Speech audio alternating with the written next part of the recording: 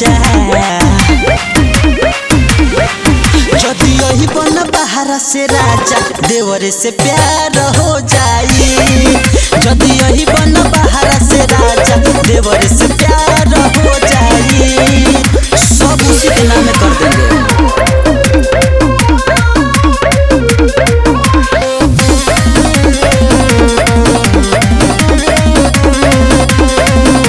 सीनवा से साट के सूतिल तकिया सुन ये राजा पलट जाई मतिया।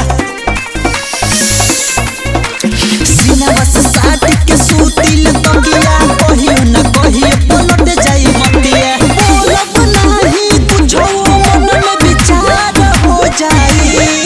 जदि यही बन बाहर से रजाऊ आइए ना। जदि यही बन बाहर से रजाऊ देवर से प्यार हो जाई। जदि यही बन बाहर से रजाऊ देवर से प्यार हो जाई।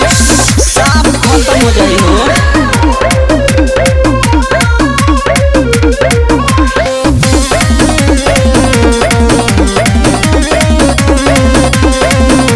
सरोज शिकारी सोया बुझनी न बतिया कटला से कटे न बिरह के रतिया। सुनिए ना सरोज शिकारी सोया बुझनी न बतिया कटला से कटे न बिरह के रतिया। लेके पहियो धमलवा हम तो फरार हो जाई।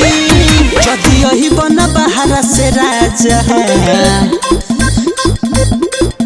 जदि यही बन बाहर से राजा देवर से प्यार हो जाई।